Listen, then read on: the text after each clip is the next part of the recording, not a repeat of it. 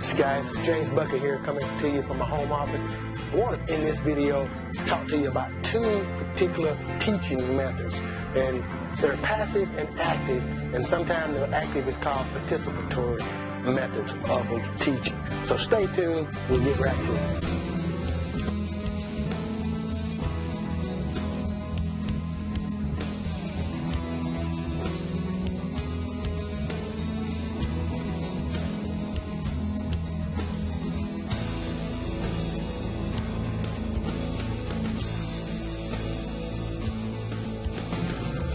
Alright, in this video guys, very simple. If you see here, passive teaching methods and participatory teaching methods. And the top four particular teaching methods are the passive methods, and the three on the bottom are your participatory or active teaching methods. And we want to make sure that you understand this by the end of this video. So the first level is 5% of retention on the passive teaching method comes from what is known as lectures. When you talk about lectures, that's where they're usually in a college and the professor stands up before group and he lectures and he gets his point across by lectures. Or you're standing up in front of people and you're 5% of retention is only going to be gained from that method. Alright, the second method is 10% retention, and that's reading. That's if I give you a book and I say, over the next 30 minutes, I want you to read this chapter, and in this chapter, we're going to discuss what you've learned. That's going to come from mostly what we call memorization. And so reading is only going to give you 10% because it's a passive teaching method. And the third one here is audio visual. And I thought about that some because there's three different types of comprehensions as far as how we comprehend as people. And there's an auditory, visual, or kinesthetic. And we'll talk about that in another video. But the 20% of audio visual, it may be a visual. It's like maybe somebody giving you a diagram of something or an audio book that you're listening to. And I learned auditory. But definitely 20% of your retention is going to be gathered from that passive teaching method. And the next one is a 30% retention method, and that is demonstration. Now, if I gave you a demonstration by utilizing a couple more people involved in my teaching method, it's still a passive teaching method, but you're demonstrating what you're trying to get across, and that gets a 30% retention on the information that's gathered. And that's pretty good, but we're moving in to this line, below this line here, and this is your participatory teaching method or your active teaching method. And here's where you're going to get a whole lot of more comprehension in the retention level. And that is the 50% is group discussion.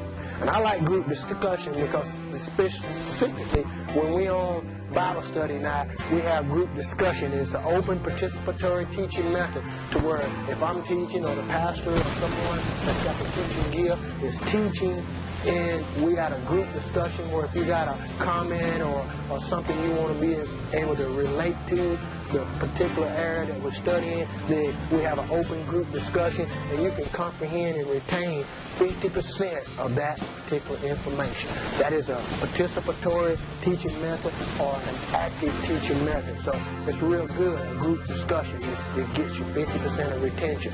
But to go a little further, we get into this level. This is called the practice level.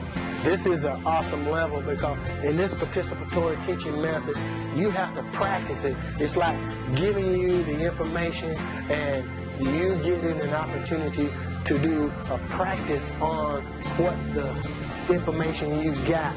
You do a practice on it. And that's just like, for instance, if I gave you a pay-per-click campaign to do, and I showed you how to do that campaign, and then you had to practice what I showed you, and there you'll gain 75% retention in that particular area of participatory teaching method.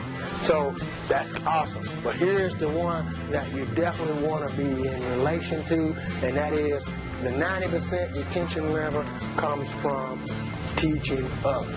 And whatever aspect that is, whether you're using any of these other ones, you got to know that you can't just give someone a lecture. You can't just give somebody something to read, or you can't just give them an audio or a demonstration type of visual.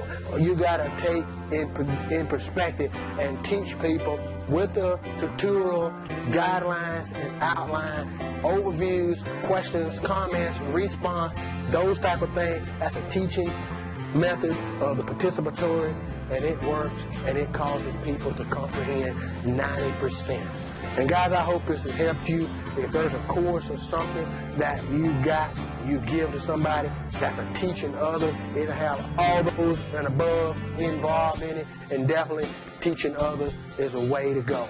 So guys, I hope this again has helped you. If you have any questions or comments, leave them in the bottom here on my blog.